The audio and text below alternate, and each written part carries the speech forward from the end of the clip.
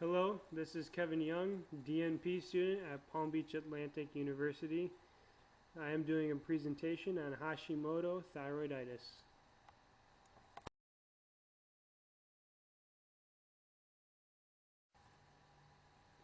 This is a case study on a 38-year-old attorney that reported for her yearly physical exam, complaining of tiredness, difficulty concentrating on her work, and a noticeable decline in her memory over the past several months.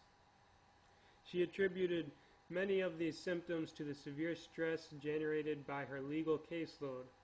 Further questioning revealed that the frequency of her bowel movements had decreased from once daily 6 months ago to once every 2 or 3 days. She also reported having difficulty avoiding gaining weight, and despite warm weather, she felt chilled without a light sweater. Her only medication was an oral contraceptive. Physical examination revealed a well-proportioned woman, 5 foot 5 inches tall, weighing 125 pounds. The physical exam also revealed sparse eyebrows, particularly at the lateral margins, and a diffusely moderately enlarged thyroid gland with a prominent pyramidal lobe above the isthmus. Fine needle aspiration of the pyramidal lobe revealed lymphocytes, plasma cells, and cohesive clusters of enlarged follicular cells with nucleoli and abundant eosinophilic granular cytoplasm, also known as Hürthle cells. The patient was placed on medication and asked to come for follow-up.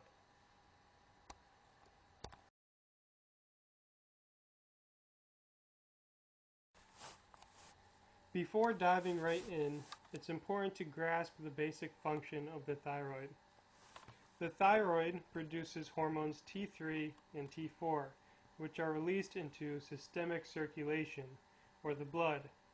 These hormones affect the body and specifically the cell by binding with the thyroid hormone receptor to form a hormone receptor complex. This complex then moves to the nucleus and binds to thyroid response elements on target genes to initiate transcription, which ultimately produces proteins. The result of all of this is an increase in basal metabolic rate through increased protein synthesis. However, the production of T3 and T4 by the thyroid is tightly monitored. The hypothalamus and pituitary gland produce hormones that cause the thyroid to either produce more or less T3 and T4.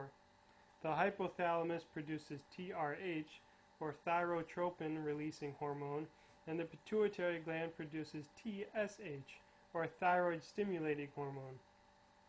These two hormones are regulated by the thyroid and the amount of T3 and T4 produced. When there is too much thyroid hormone, T3 and T4, then less TRH and TSH will be produced because the thyroid does not need any more stimulation. It is already producing sufficient amounts of T3 and T4. But when there is less T3 and T4, then more TRH and TSH will be produced because the thyroid needs to be stimulated to produce more thyroid hormone. When the thyroid is producing too little, it needs to be told to produce more. And when the thyroid is producing too much, it does not need to be told to produce any more. This relationship is called a negative feedback loop. It's kind of like a coach telling a runner that he isn't producing good enough times. So the coach will encourage the runner, or maybe even scream or shout at the runner to go faster. When the runner finally starts producing good enough times, the coach will back off a little. But in Hashimoto thyroiditis, the runner is trying their absolute hardest, and no matter how loud the coach yells, he will just not run any faster. So the thyroid is trying their absolute hardest to produce T3 and T4, but it just can't produce enough. And no matter how loud the hypothalamus and the pituitary are shouting at the thyroid, it just can't produce enough. Why? Because the thyroid is being destroyed by its own body. This is a type of autoimmune disease, and simply put, the body is attacking itself. Since the thyroid is being destroyed, less T3 and T4 are being produced, which is characterized as hypothyroidism. But it is important to note that only the thyroid is affected, so the hypothalamus and the pituitary gland are functioning normally and don't even recognize that the thyroid is being destroyed and that the thyroid can't possibly produce any more T3 and T4. So these are the labs of our patient at the bottom of this slide. And as expected, T4 is low and TSH is high. These are the classic identifying labs for Hashimoto's. And the positive antibodies present in our patient also show that the thyroid is indeed being destroyed by the body, further supporting the diagnosis of Hashimoto's thyroiditis.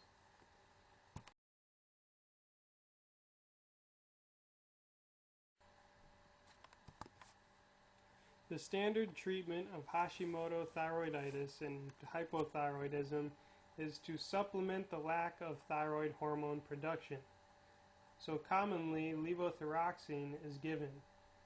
But an important finding is that treatment with levothyroxine, such as Synthroid or Levothyroid, does not seem to improve dyslipidemia and oxidative stress, even with normal thyroid hormone ranges.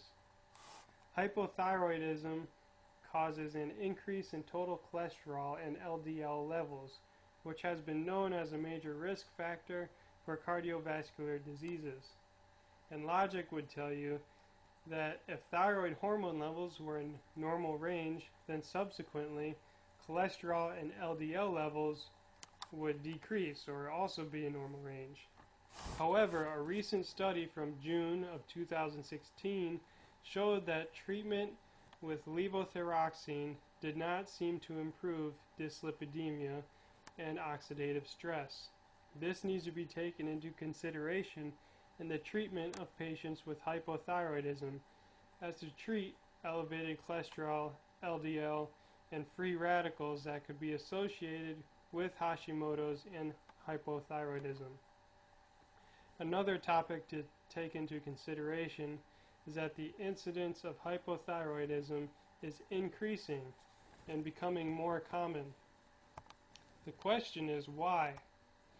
It is extremely hard to pinpoint an exact culprit, especially when the cause of Hashimoto's is still unclear, although possible mechanisms of the disease such as specific genes linked to Hashimoto's have been found.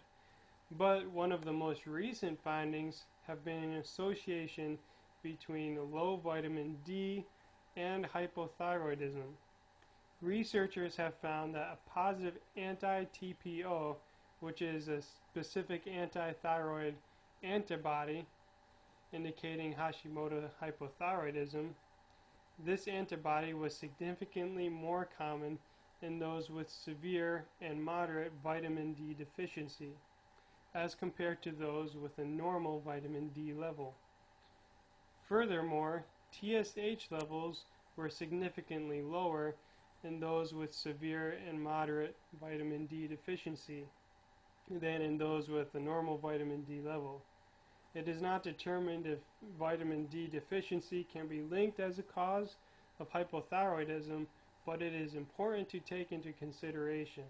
After all, we should be having normal vitamin D levels regardless.